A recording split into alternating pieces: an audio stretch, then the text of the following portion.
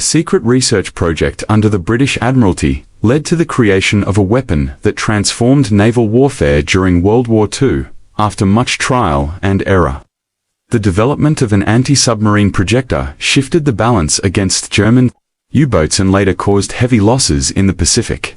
Unlike traditional depth charges, which relied on hydrostatic shockwaves, this new device was designed to fire spigot mortars ahead of a ship.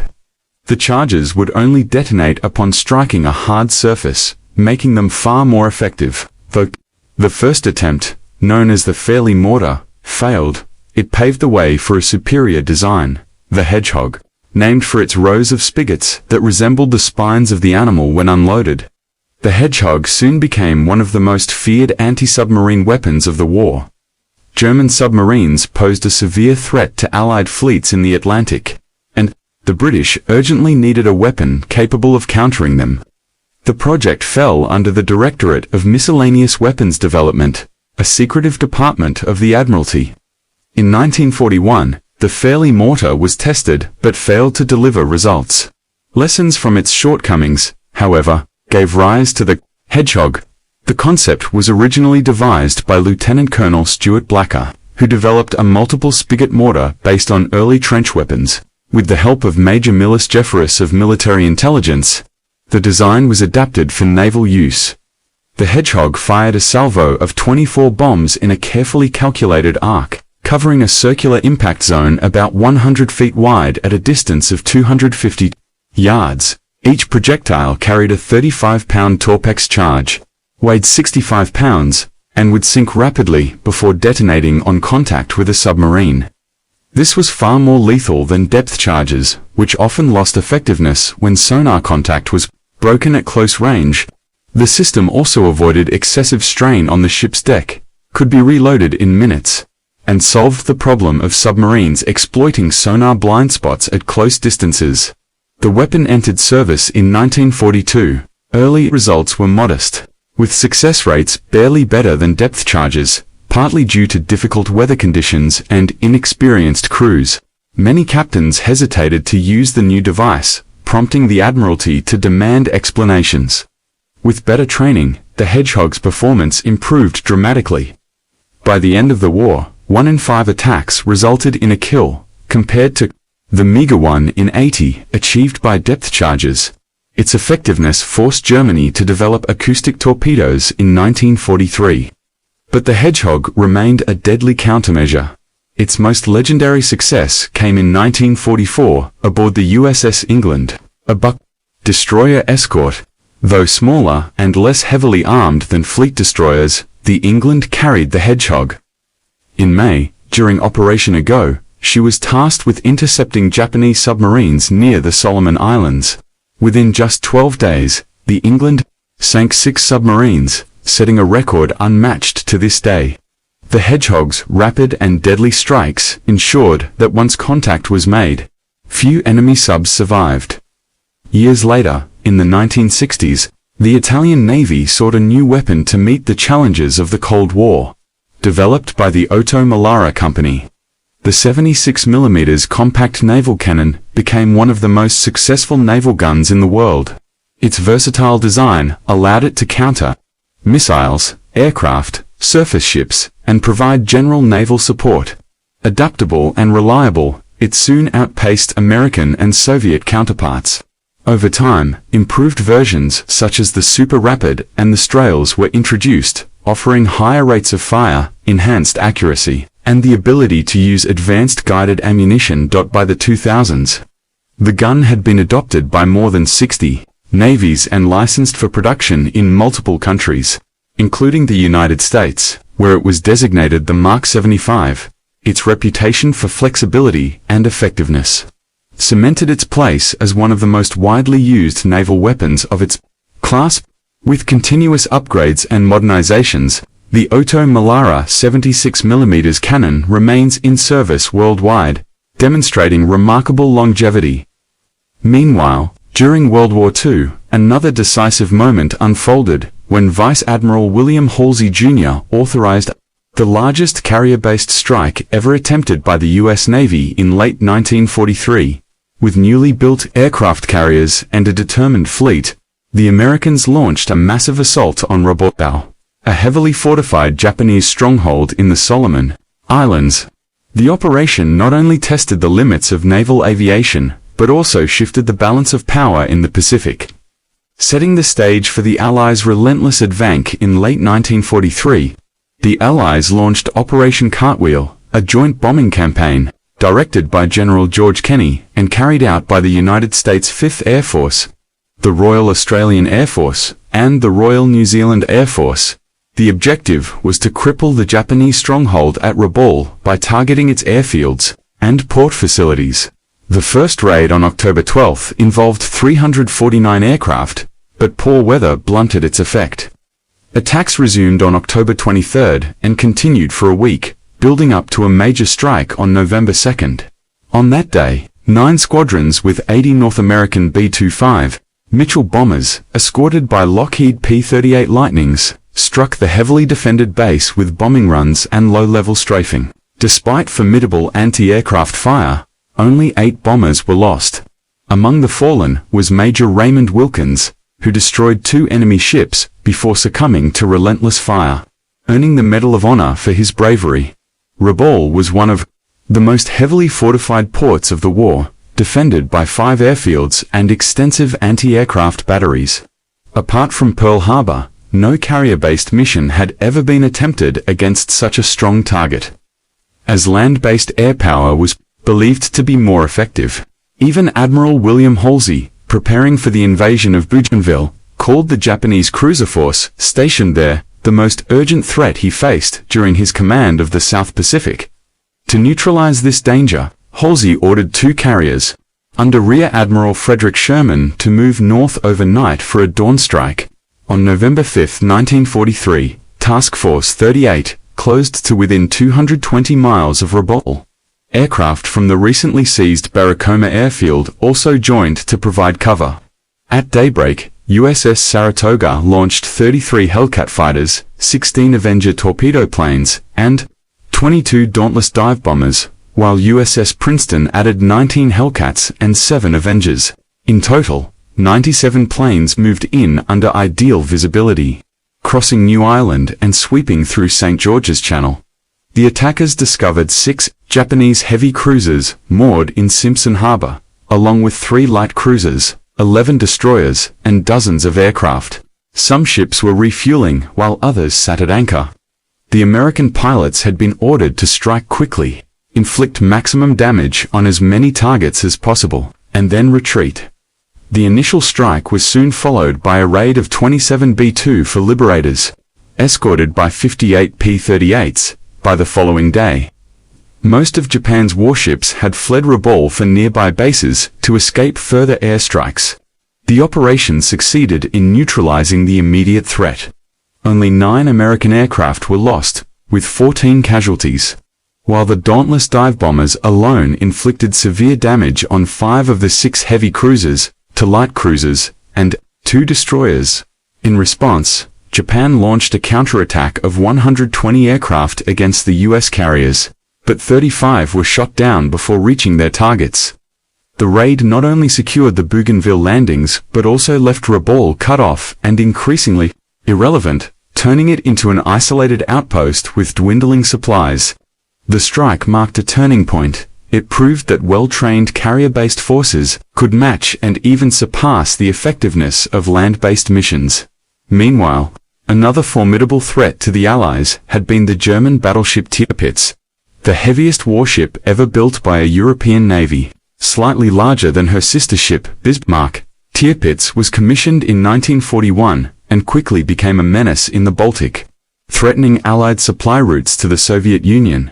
For nearly 4 years, British and Soviet forces attempted to sink her, launching more than 20 air and naval missions without success. It was not until November 1944, when the Royal Air Force mounted an attack with over 100 aircraft, that the ship was finally destroyed, but only after a fierce struggle.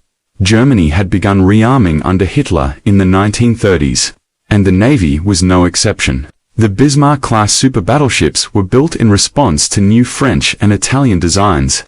Despite international treaties meant to limit such construction, Officially, the Washington Naval Treaty imposed a 35,000-ton limit, but by the late 1930s, with Japan leaving the agreement, Germany and others expanded their warships to over 45,000 tons. On April 1, 1939, Hitler personally introduced Grand Admiral Erich Raeder to the newly built Tirpitz during a ceremony, presenting the ship as a symbol of Germany's naval ambitions.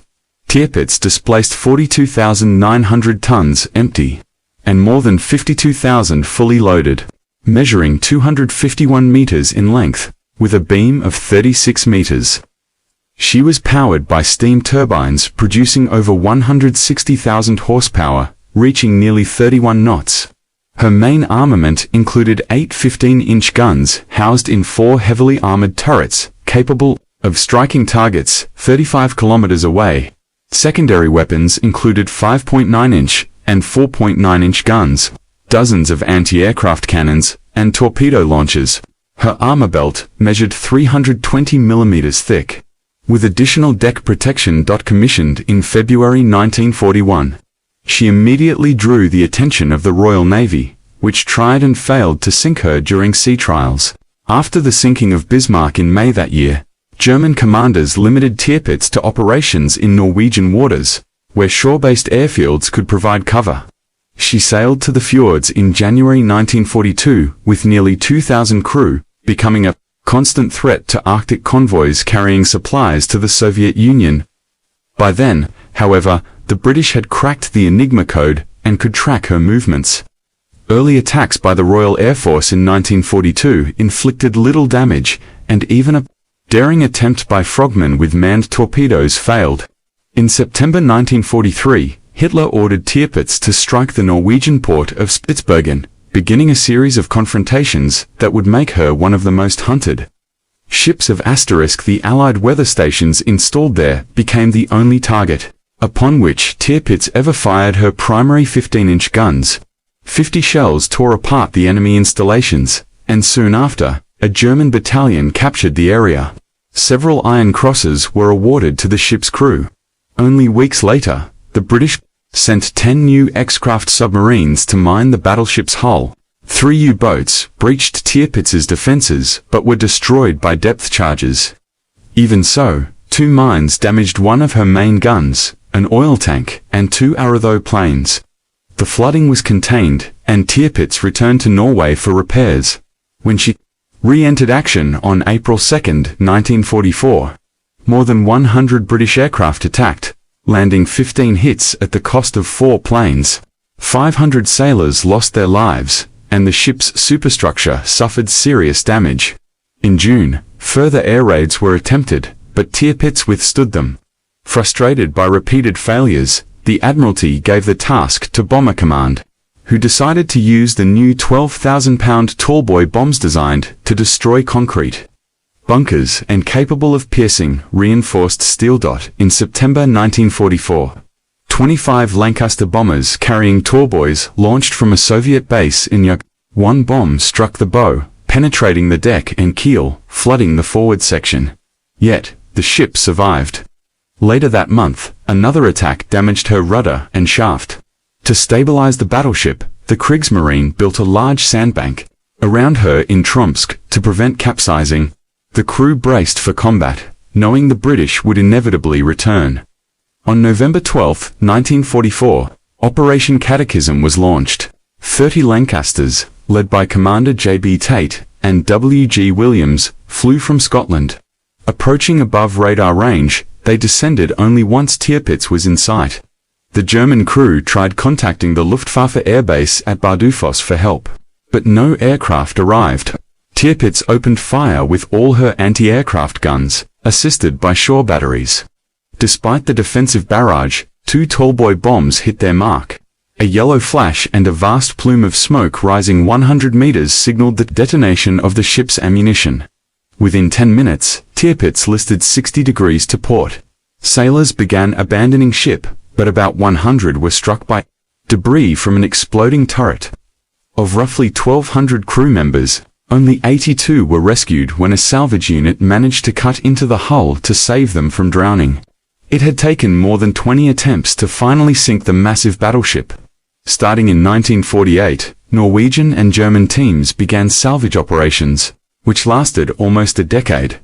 Only days after countless North Korean troops poured across the border, U.S. President Harry S. Truman urged the Pentagon to take whatever action was necessary to support South Korea. Backed by Soviet-supplied T-34 tanks and Yak fighters, the invasion crushed the lightly prepared southern defenses. North Korean boats infiltrated troops along the coast, while American air and sea power moved in from nearby bases in Japan. However, reinforcing the ground war proved far more difficult, and the southeastern port of Busan became the critical last defense. If not for a modest patrol boat on the invasion's first night, the port might have fallen immediately. South Korea, newly independent from Japan, was in economic ruin with few resources to build a navy. The Republic of Korea Navy had only small, wooden patrol craft and landing boats. Admiral Sun Won-il, its first chief of naval operations, stressed the need for modern ships. In 1949, the Navy launched a fundraising effort, with every sailor contributing part of his pay. Wives helped by taking in laundry and sewing, and cadets gathered scrap metal. 4 months later, they had raised still far short of the cost of a warship. The South Korean government added $45,000, giving a total of $60,000. With this, they purchased the former USS PC-8-3, a World War II submarine chaser.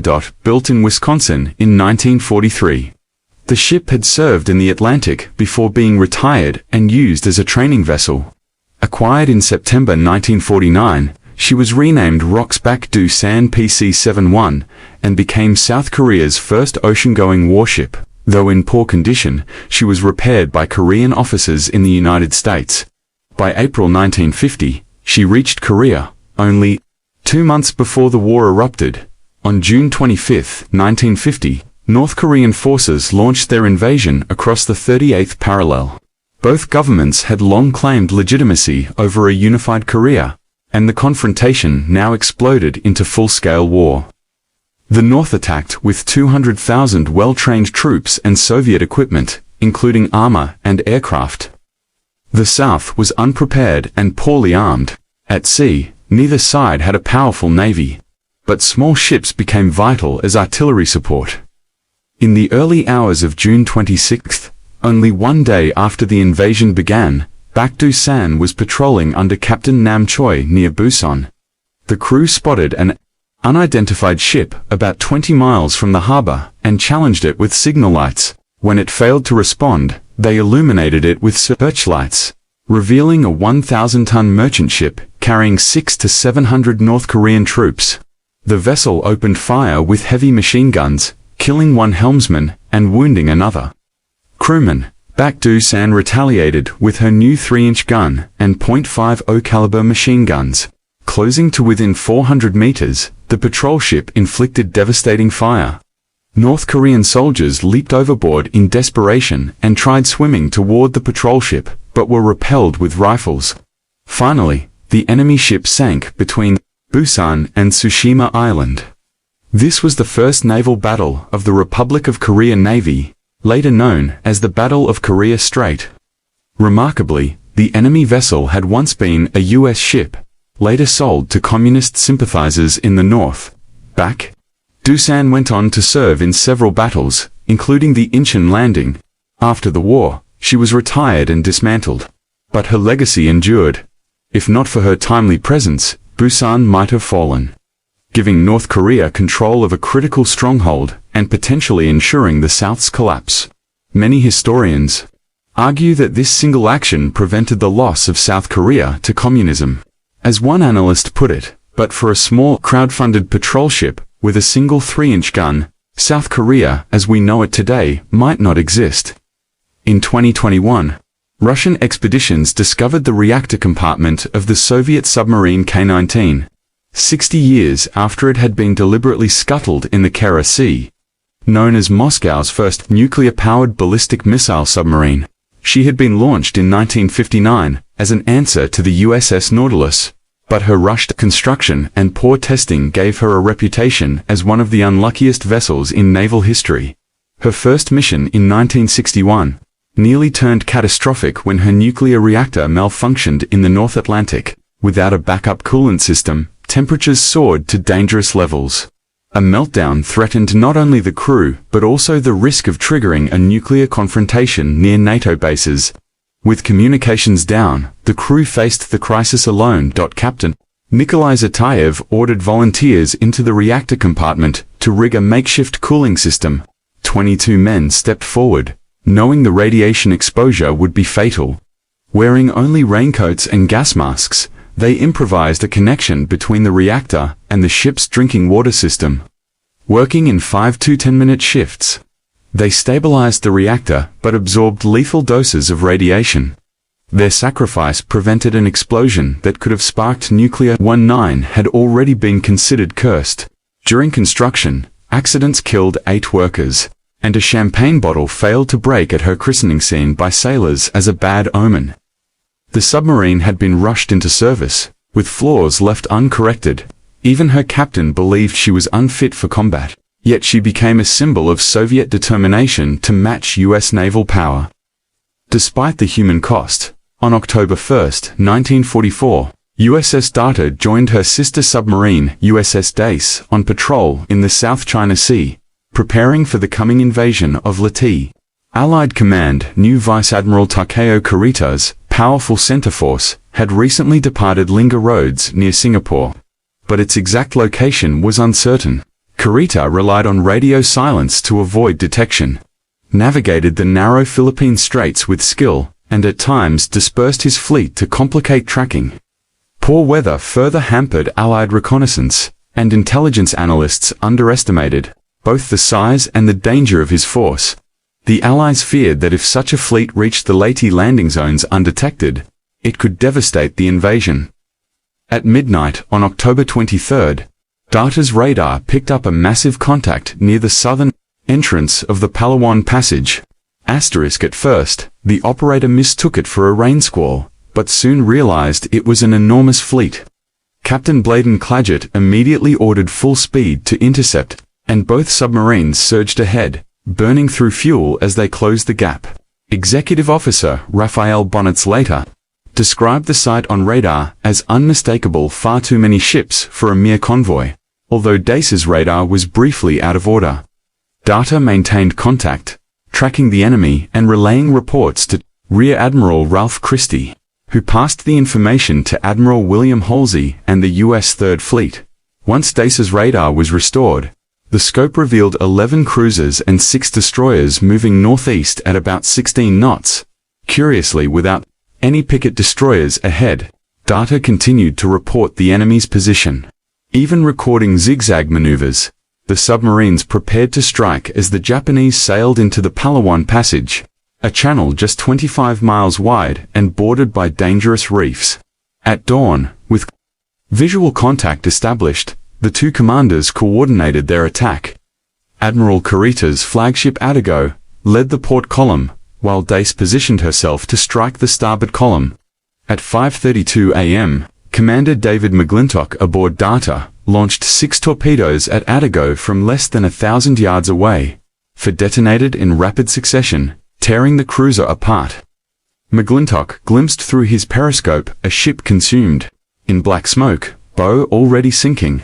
By 5:40, Adago was breaking apart, and by 5:53, she slipped beneath the surface, taking 360 men with her. Kurita himself survived, forced to swim to rescue ships, while Rear Admiral Ugaki temporarily assumed command from the battleship Yamato. McClintock then turned his stern tubes on the heavy cruiser Takayo, hitting her with 2 torpedoes that wrecked her rudder and propellers and flooded boiler rooms. Tako, badly crippled, still managed to limp away under escort, effectively removed from battle but not sunk.